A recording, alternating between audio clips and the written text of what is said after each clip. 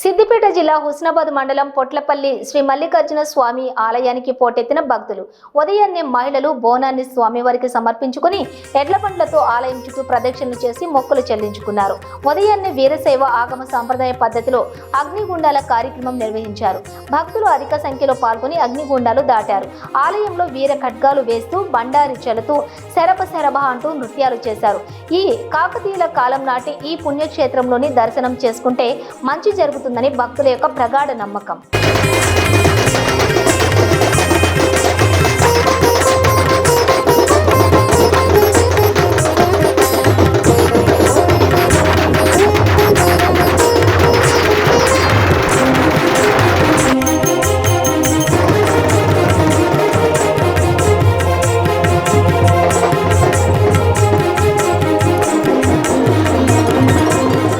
బ్రహ్మాంబాసేత మల్లికార్జున స్వామి వారి యొక్క కళ్యాణము, స్వామివారికి దుష్టుకుంభాలు, స్వామివారి యొక్క అగ్నిగుండ కార్యక్రమాలు గత 15-20 సంవత్సరాల నుంచి వంశం పరంపరముగా సనాతనం నుంచి వస్తున్నటువంటి దేవాలయము.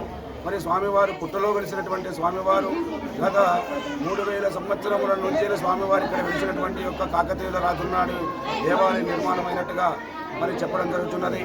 కాబట్టి ఆనవాలు కూడా ఉన్నాయి అప్పటి నుంచి. ఇక్కడ కూడా పుట్టలో వెలిసినటువంటి స్వామి పుట్ట కూడా ఉంటున్నది, స్వామివారికి చుట్టుముట్టు పుట్ట ఉంటున్నది.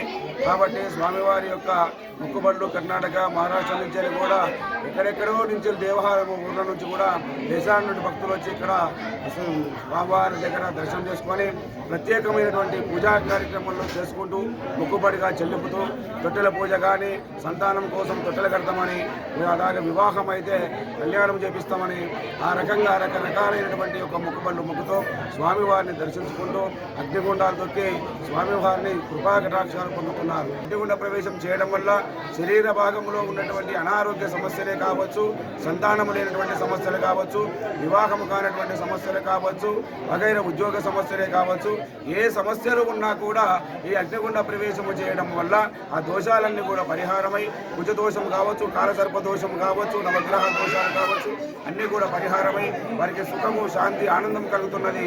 వాళ్ళ మొక్కుబడులు కూడా చెల్లుబాటు అవుతున్నాయి. కాబట్టి అదే ఆనవాయితీగా మనం అగ్నిగుండాల కార్యక్రమాలు కొమ్రవెల్లి మల్లికార్జున స్వామి దేవాలయంలో ఏ విధంగా శాస్త్ర ప్రకారంగా కార్యక్రమాలు, వీరశైవ ఆగమ ప్రకారం కార్యక్రమాలు జరుగుతున్నాయో ఇక్కడ కూడా అదే వీరశైవ ఆగమ సంప్రదాయ పద్ధతిలో కూడా మనం కార్యక్రమాలన్నీ కూడా జరిపిస్తున్నాము.